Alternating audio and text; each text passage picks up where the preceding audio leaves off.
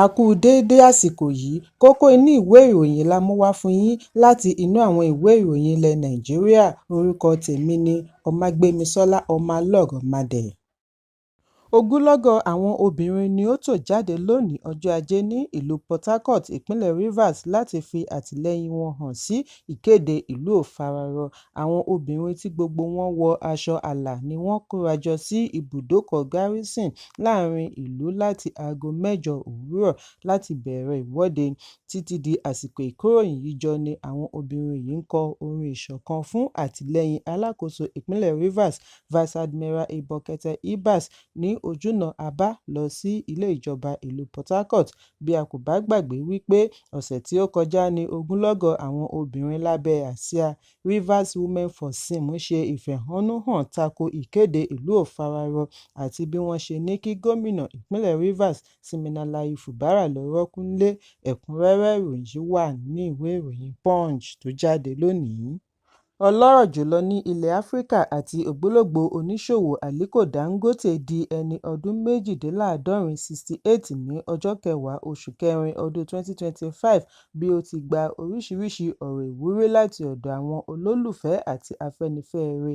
Lára àwọn tí ó darí ọ̀rọ̀ àpọ́nlé yìí láti rí Ààrẹ Bọ́lá Tinubu, tí ó mọ rírì ipa tí Dangote ti kó lórí ọrọ̀ ajé orílẹ̀-èdè àti iṣẹ́ àṣeélẹ̀ rẹ̀ Legacy. Nínú àtẹ̀jáde láti ọwọ́ amúgbálẹ́gbẹ̀ẹ́ ààrẹ Báyọ̀ Ọ̀nànúgà ni ààrẹ ti ṣe àpèjúwe Dangote ní akíkanjú tí ó mọṣẹ́ rẹ̀ níṣẹ́ àti onínúure tí ó ṣetán àti mú ìgbéga bá ènìyàn àti orílẹ̀-èdè lápapọ̀.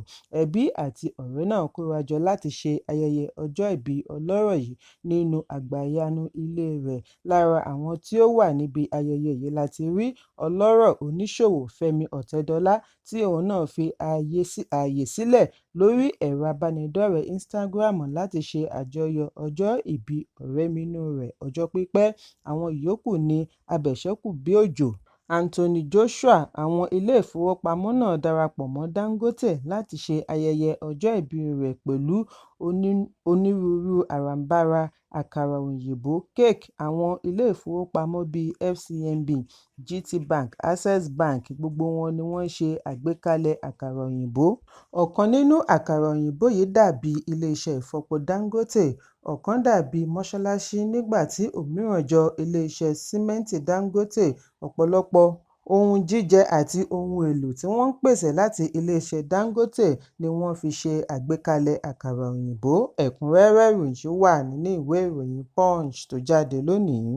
Kò dín ní ènìyàn 47 47 tí ó di olóògbé lálẹ́ àná ọjọ́ Àìkú ní abúlé Zike ní Kimapa tí ó wà ní ìletò Kwali, ìjọba ìbílẹ̀ Baza, ìpínlẹ̀ Plateau.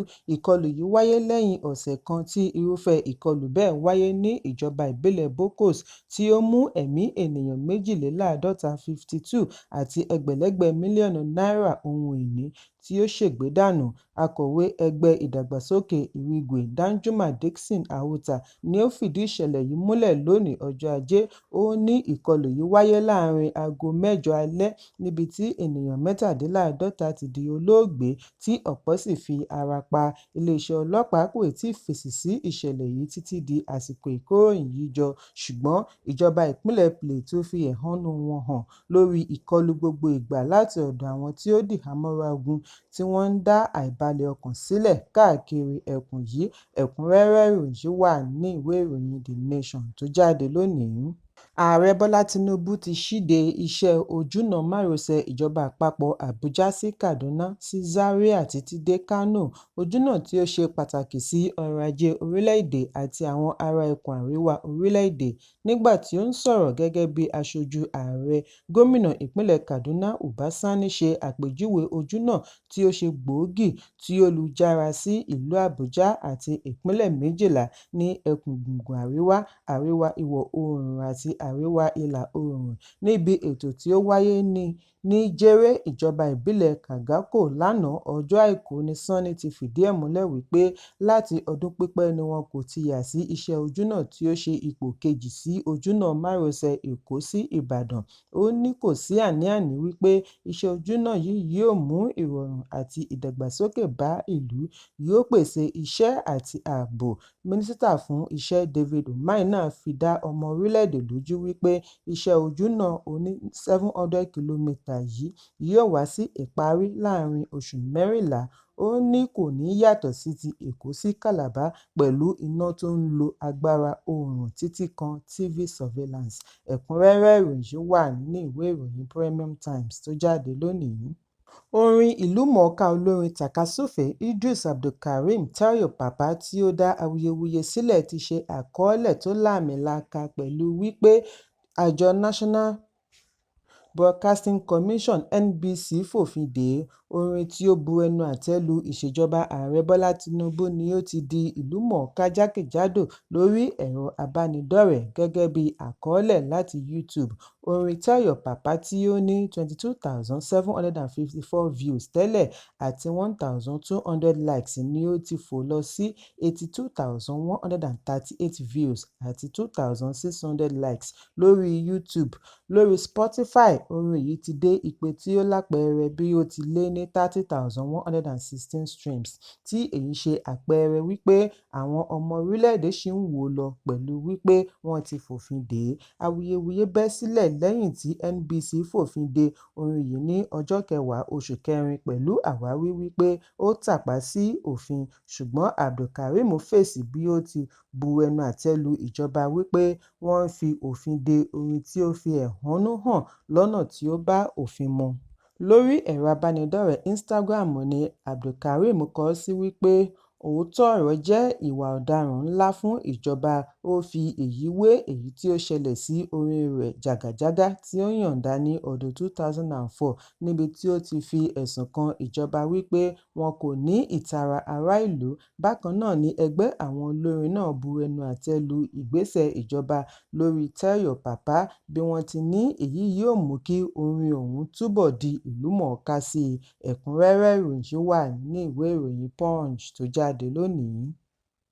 Olórin ilẹ̀ Nàìjíríà Habeeb Òkìkíọlá Badmus tí gbogbo ènìyàn mọ̀ sí Portable ni wọ́n ní kí ó túbọ̀ wà ní ọgbà ẹ̀wọ̀n àtúnṣe Òkè-Kúrà ní ìlú Ìlọrin, ìpínlẹ̀ Kwara lẹ́yìn tí ó kọ̀ àti yanjú gbogbo gbèdéke tí ilé-ẹjọ́ là sílẹ̀ fún un. Portable ni wọ́n fi ẹ̀sùn ìbanilórúkọjẹ́ kàn kí ilé-ẹjọ́ tó gba ìyọ̀ǹda rẹ̀ pẹ̀lú mílíọ̀nù kan náírà, ṣùgbọ́n ilé-ẹjọ́ kàn pa wípé ó gbọ́dọ̀ pèsè onídùúró méjì iye kan náà kí ó tó lè gba ìyọ̀ǹda.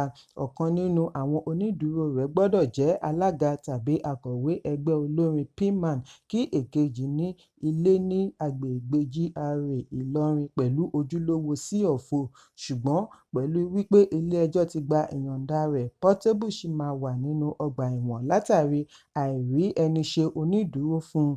Ẹ̀sùn tí iléeṣẹ́ ọlọ́pàá pè láti ẹ̀ka State Intelligence Department ni wọ́n ní ó jẹyọ látara ìwé ẹ̀dùn ọkàn tí akẹgbẹ́ rẹ̀ Okunola Saheed Òṣùpá fi ránṣẹ́ ní ọjọ́ 21 oṣù kẹta ọdún 2025.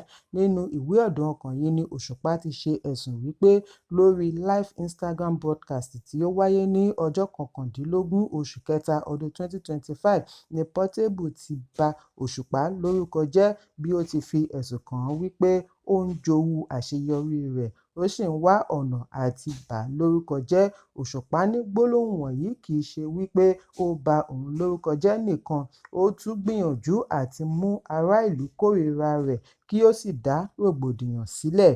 Ẹ̀kúnrẹ́rẹ́ ìròyìn wà ní ìwé ìròyìn Nigerian Tribune tó jáde lónìí. Kókó inú ìwé ìròyìn tòní kò ní jù báyìí lọ. Ẹ pàdé mi lọ́la fún àkọ́tún ìròyìn. Kí a tó lọ, ẹ má ṣaláì fi àkíyèsí yín ránṣẹ́ kí ẹ sì bá wa subscribe sójúnà wa lórí YouTube kí kókó inú ìwé ìròyìn lè máa tẹ̀ yín lọ́wọ́ ní kíákíá.